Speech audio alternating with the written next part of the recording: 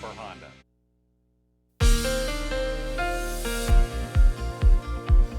And we continue on our hot streak yet again toward today, a day where it looked nice but definitely did not feel nice at all to be outside. As far as actual air temperatures go, we hit the mid 90s yesterday, only dropped back into the mid, even some upper 70s this morning.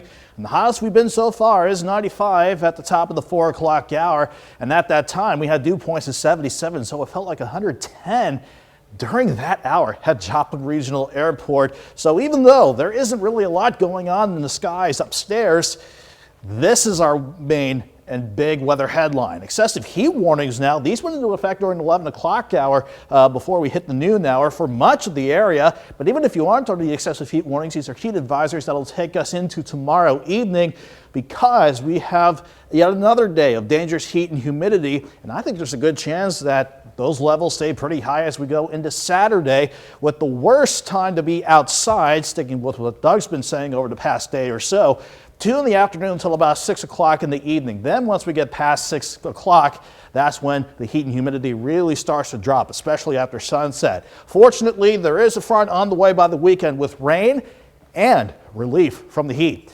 Not for today, though. Even though it looks nice with partly to mostly sunny skies, it is hot at 93. Feels like 100, though, with the dew point dropping off a bit, at least at 71 degrees. But everyone's hot and humid. As cool, which is not a nice way to put it, really. 92 in Nevada, so about 96 in Chanute. Everybody else riding between the two numbers. But you factor in the dew points between 70 and 77 degrees. It feels like either 99 in Carthage or 109 over in Chanute. Again, once we get past certainly 6, 8 o'clock, these levels will drop, but still 83 by 10, 80 by midnight, and only mid 70s again for tonight. So we don't have anything going on here. I will be watching for thunderstorms to really erupt along this frontal boundary. This will start to play a role in our forecast down the line once we get this upper level ridge to break down. Until it does, this is what's going to keep the heat and humidity on the high side as we go through not only tomorrow, but into the start of the coming weekend. At the very least, it'll look nice. We'll see skies turn mostly clear overnight. Very warm start with most of us in the mid 70s.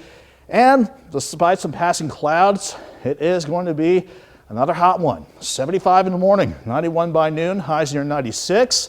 And we'll just do it again for Friday, dropping back into the mid 70s, back into the mid 90s. But ahead of the approaching front, we do know some thunderstorms wanting to work into Missouri.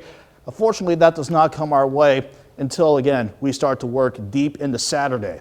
As far as heat indices go, it's going to feel like 104 to 110, maybe 111 for tomorrow before we drop back for Friday morning. And even though the levels drop a little bit in the heat and a little humidity drop as well, still going to feel like 100 to 105 as we go into Friday. So alert days for the heat and humidity tomorrow, Friday, and Saturday with highs around 95, 96. Then the front brings in thunderstorm chances late Saturday into Sunday, and behind it, much needed relief from the heat. We'll have highs back in the mid 80s starting Sunday. Won't that be welcome? That's going to be a treat. Yes, thanks.